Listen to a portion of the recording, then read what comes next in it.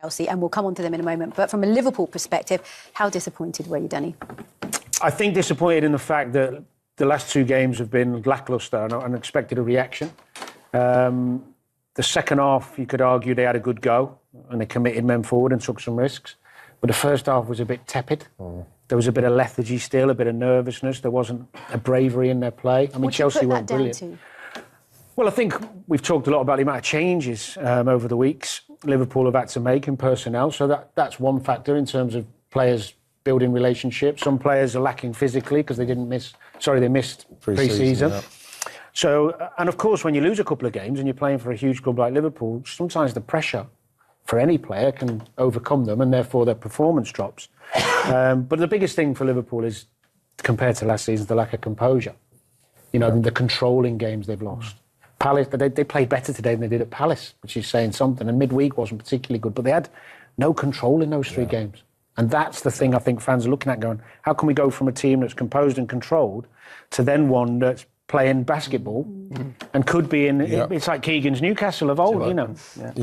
Well, yeah, and as Arne Slot said, it actually could have gone either way in the end, Glenn. But Chelsea took all 3 points. It was a great late goal. But let's take it back to the beginning and have a look at Caicedo's goal because it was beautiful.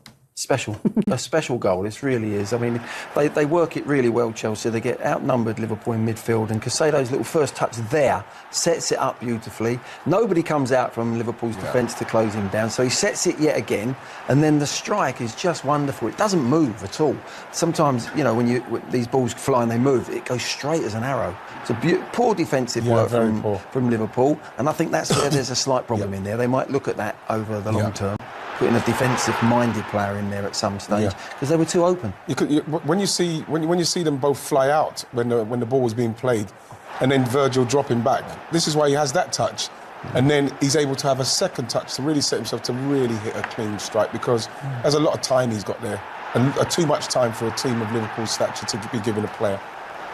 How did you see things from a Liverpool perspective for that goal? Yeah, poor. I mean, there's always mistakes when somebody scores, but they were pretty basic ones.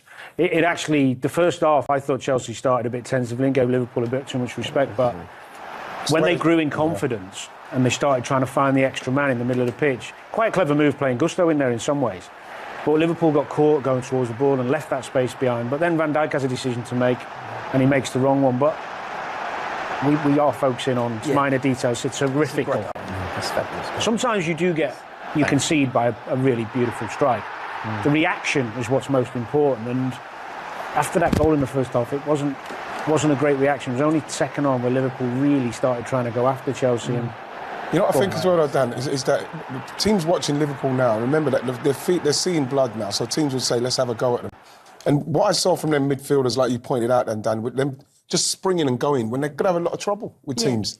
Well, we saw a bit of a change. Wirtz came on at half-time and then Gakpo levelled the score with Isak with the assist here. Did you mean it? No, I think even he'd have to admit that he was trying to bring the ball down. Liverpool got in some really good areas, which they should with the amount of quality they've got on the pitch. This one actually was a bit of luck. You know, you try and bring it down and it falls to Gakpo. It was poor today, but he got himself in a great position because when you play wide, you've got to get yourself in central areas to try and score goals, and he does that reasonably well. But this bit of fortune got them back in the game, and then from there, as we've heard from the managers, it could have gone either way. Go on, Glenn. It's a good lesson, though, isn't it, for wide players to get on the blind side of fullbacks, because then they're the winner. But at the end of the day, Gakpo's got really in that blind position, and he couldn't see him, couldn't pick him up. And that's like, he brought him back in it, and this is where I was surprised with Liverpool, because I'm thinking it's not going great. Why don't they take the steam out of Chelsea a bit? Take something out of the game for the team as champions. They know how it works, but you know, it was like Danny said, it's a basketball game. And righty, there must be no better feeling for any player to score in the very last minute of a game, and that's exactly what happened with Esteval, young 18-year-old. I've done it a few times. Of course you have, It's a beautiful thing. Talk us through this one. But again, you look down that left side where they were so prominent, Chelsea, especially with Cucurella, and again he's gone off of Salah, and once he gets into this situation, it's at the back there, Esteval. And on Andy Robinson, for his experience, I'm very, very surprised that he's not opened up more. He's not looked. He's not seen him. He's actually looking at the other player. Just there on that shot, you can see Gravenberch is 5 yards deeper than Van Dijk. Now, he's dropped into central defence because Canate's had to come on. Yeah. Maybe could have put Gomez on there. There's the Salah and Cucurella thing. I mean, we could have done this 30 times in the game, maybe more. Now, to be fair to Salah, we talked about this. It might be the manager saying, let him go, but I don't think any manager would say let him go continually when he keeps causing us problems. You can't. Particularly in the defensive third, Yeah. when there's going to be a threat to your goal. You know, it's going to cost you. I think we've got to. He's been their best player since true. he's been there. You know, people like that. So that's a fantastic result for Chelsea. It really is. Although they were at home, expected to win maybe, but you have to go out and do it, and they did it. Well, we saw what it meant to Esteval to score that goal. Let's hear from him now. He was speaking post-match to Alex Aljo. Esteval, parabéns, congratulations, marcou o seu primeiro gol da Premier League. You just scored your first Premier League goal. Como você se sente? How are you feeling? Bem, me sinto muito bem, estou muito feliz. Agradeço a Deus por esse momento que eu estou vivendo, agradeço a minha família, meus companheiros de time, a comissão técnica que me ajudou a estar aqui desenvolvendo meu melhor futebol dentro do Chelsea. Então, estou muito feliz.